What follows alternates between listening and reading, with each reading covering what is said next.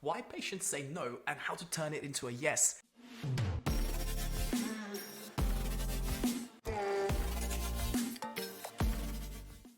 And in this short presentation, I will show you the coolest thing that we came up with this year. And I did a lot of research, and I prompted and trained my ChatGPT to do all the research for us and to give me the 51 most common objections that patients will give you. So in this video, at the end, I will actually share with you the exact document that we created, how to handle those. But ultimately, what that means for you and your business is this.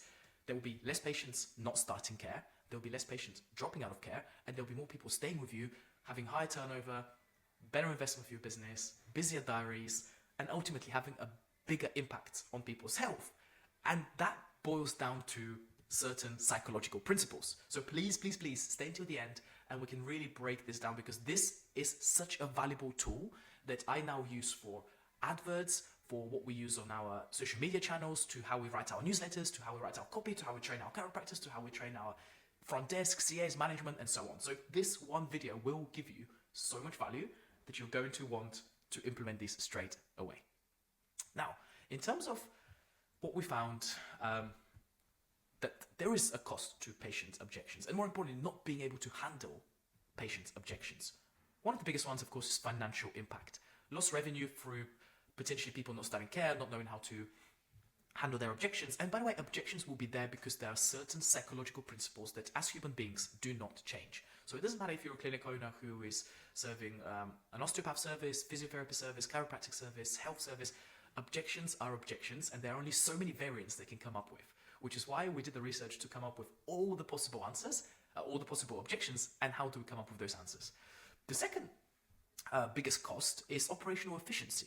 If you don't know how to handle objections, you're increasing scheduling delays, the time that people are kind of breaking down the smoothness and the flow of what a day one looks like, day two looks like, completing a plan. I also said moral and brand. I hope you're watching this on YouTube, by the way, but if you are listening to the podcast, it will be quite a visual presentation, so it will probably help if you can see the video, guys.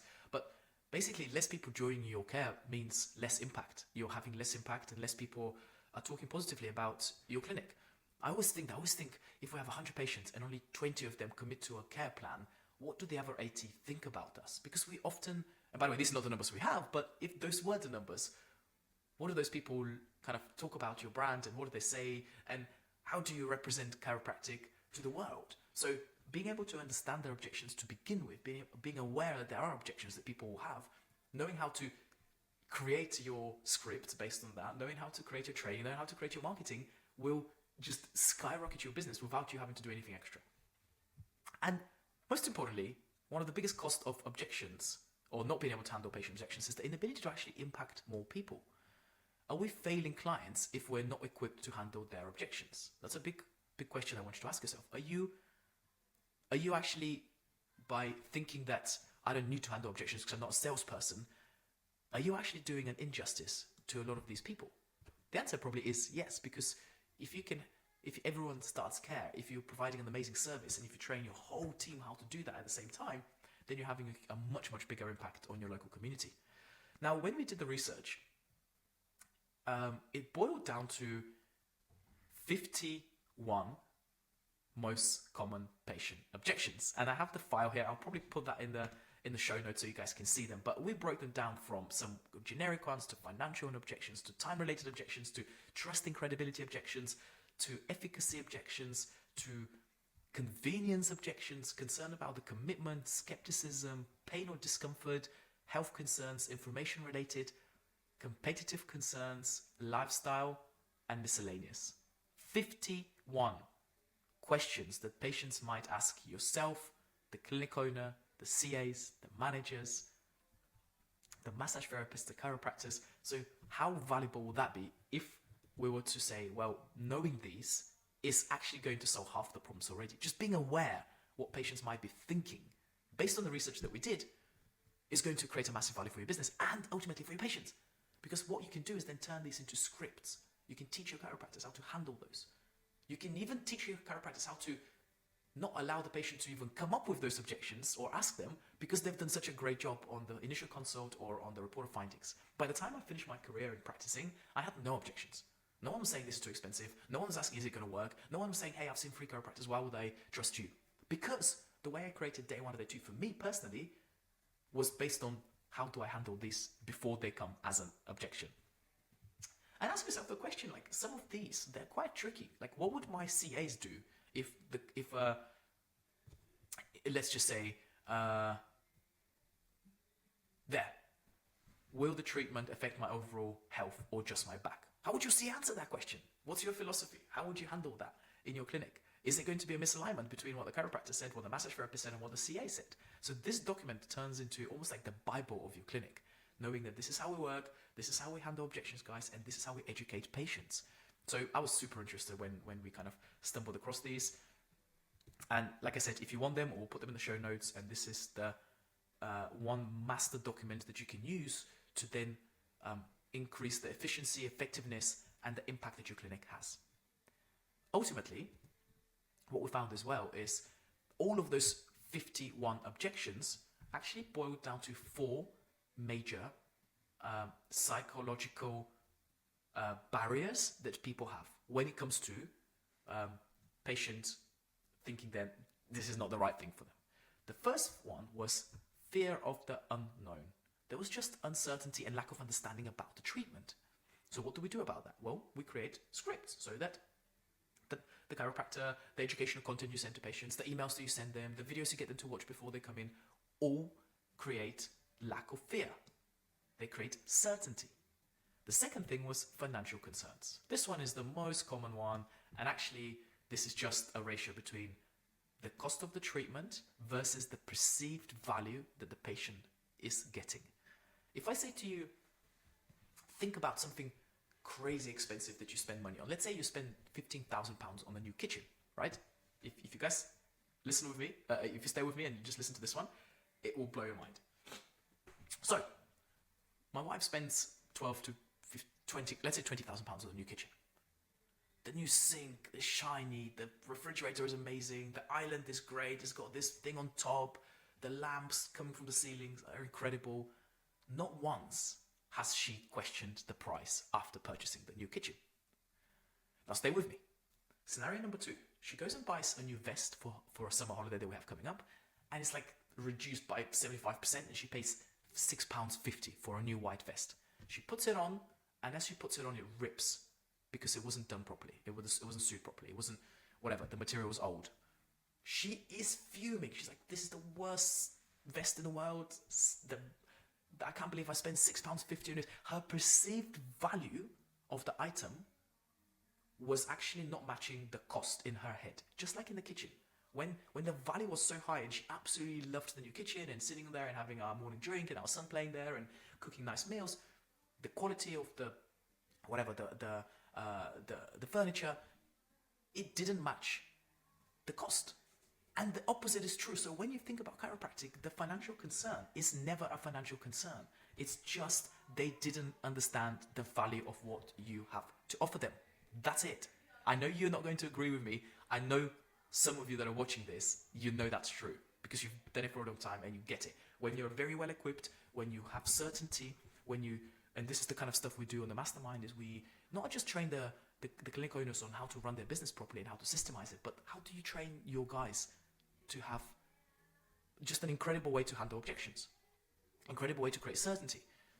Time constraints. This is another one that you might get patients saying is, "Oh, I'm too busy, life is too busy, I've got this going on. It's just balancing that treatment with other priorities. And again, how do we make the treatment their priority? Which is why we have pre-booked plans, we have schedules ahead for the next 6, 12, 16 weeks maybe, because then if they have a haircut to their nails on Tuesday, the 27th of January, they know that actually in the morning I have the chiropractor, so I better book my hair or my nails or to go to the gym in the afternoon because I am prioritizing my health and my chiropractic treatment. And the final subcategory of these objections, these 51 most common ones, was lack of trust. That's basically the patient saying, I don't intuitively, I don't trust the medical expert that they can deliver effective treatment and is going to help me. This is a big one. This is where we have constant reviews, testimonials, client success stories, the newsletter, social proof in terms of when we speak, and we use sentences like most of our clients X, most of our clients Y. I spend a lot of time on the mastermind when we create courses talking about how do we build trust. Trust is not built on your report of findings are on day 2. Trust starts from before people come to your office, even before they meet the chiropractor. It starts from the brand, the website, the messaging, the way they're welcome to the clinic, the way the chiropractor shakes their hand, the way they introduce themselves, all of that. In fact, we even created like a 6-week program going from day 1 and how to do a good day 1. The script, the structure, day 2, the script, the structure, day 3, we do something called day 3, progress reviews, re-exams, maintenance reviews. And that is what it looks like to have a successful business, guys. To make 100K a month is, I'm telling you, it's a lot of work. But you can be working hard on the wrong thing and be struggling to pay the bills. Or you can be working hard on the right thing. So just choose your hard. Just choose your hard. Next one is, for me this is quite important, is... Sorry guys, we have a technical glitch. But some of the... By the way, this is I didn't come up with this. This is just strategies. This is true in business, it's true in health, it's true in education. But effective strategies to address clients' objections come from 4 main points. Active listening. You cannot be a good practitioner unless you have the skill of active listening. Carefully listening to the patient's concerns. And the second one is being able to show empathy and validation. So understanding from the patient's perspective, putting yourself in their shoes, why they're concerned about, is this going to work, is it not, I've seen chiropractors before, I've seen physiotherapists before, it didn't work, why would you be able to help me? The third one is, we talk about this in relationships, we talk about this in business, we talk about this in trying to convince our kids to have a good diet, is clear communication. Explaining what chiropractic is, explaining what the expectations are, explaining the treatment plan in a clear and concise manner. This one skill is what I focus on when I mentor people that have just gone from graduating to then starting their first year of experience with a chiropractic clinic or any clinic. It's that bridging the gap between I know how to talk about neuropathy and I know conditions and I know diagnoses, but I don't know how to communicate it with the rest of the world. With Mr. X, who is a 69-year-old retired male who likes to play golf, and he does not care how you use the sciatic radiculopathy term. He just wants to get better and he wants to trust you. So clear communication is super important. And finally, just, this is stupidly simple, but knowing your stuff. So you've got to practice, practice, practice. Like any skill, objection handling can be learned. We also have this document, which will be very helpful. We've turned some of the most common objections into a doc. So you guys can see if someone, for example, says, I'm not sure if chiropractic care can help my specific condition, what would you say? What would your CA say? We might say something like, chiropractic care isn't just for back pain. It's designed to address the root cause of many issues, from headaches to neck pain to sciatica and joint stiffness. For example, I recently worked with a patient who, and then you give them this example. You always want to use social proof during what we call your table talk. Objection. Well, I don't actually have severe pain. I'm just coming to have a little chat. Well, great. Actually, that's a great time to start care. When pain becomes severe, it often means the problem has been around for a while. Early care can prevent things from getting worse and can keep you feeling at your best. Prevention is always better than cure. All of these objections, imagine if the whole team that you have, or even yourself if you're the only person in your company, if you're able to, first of all, know what their objections are from people, and we'll give you that, the 51 that we came up with, and imagine if you're able to handle them effectively, consistently, and predictably. There will be no reason then why 9 people out of 10 that come to your office would not just commit to a plan and stick with the plan. Because that's what we aim for, 90% conversion rate. Currently we're at about 67 to 70. We'll get there. This is what I did before I stopped practicing.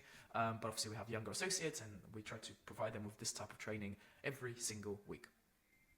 One common objection, by the way, if you're watching this on YouTube, is objection. Client might say to you, I've tried chiropractic care before and it didn't work for me. What would you say? Right? What I used to say is, well, every chiropractor has a unique approach and every patient's body responds differently. Let's review your experience and see what didn't work. My approach focuses on, and then you talk about your technique. You might say, we have a progress check in a few weeks' time, so I'll make sure that if the plan is not working as well as I expect it to, and I'm confident it will work, but if it isn't for whatever reason, we can change things around, we can twist it, we can manipulate it, we can add things, we can exclude things, we can do more tests, but I'm confident we should be able to help based on what you've said. So, guys, this is like absolute like bread and butter of knowing how to communicate with patients. And no, it's not something they teach you in college. And this, the master, I call it the master ChatGPT prompt, and I promised you at the end of the video that I'll give it to you. This is what we typed in. And I've had to take this away from chiropractic, and I've had to look beyond the chiropractic profession on how do we deliver an amazing service, because once you get to a certain level of success in a niche, and my niche is chiropractic space, you have to look beyond of how do we make it better for patients? How do we impact more lives? How do we assure that we get, this year we're averaging 107.7 new patients per month on average, just for my clinic alone, every single month. What would that mean for your business? And by the way, I'm not pitching you. If you're watching these and you're interested, you'll find out a way to reach out to me, and we can talk and see if you're right for the program, and I can show you how we do this. But I will put in the show notes the exact ChatGPT prompt that we used in order to generate those common objections. You can change that to your profession by just inserting different prompts, and it works every single time. And with that said, if you just have those two documents and you study them and you go crazy them for the next 3 to 6 months, I promise you that you'll double what your clinic is doing right now. So thank you for watching, guys. I hope you found this valuable. If you did, please share with others, and maybe even give us a subscribe and like and comment. And I would love to work with you if I think we can help, because my mission is to just completely change the landscape of how health businesses work, especially here in the UK, because I know that will make more of an impact in patients' lives. Thank you for watching.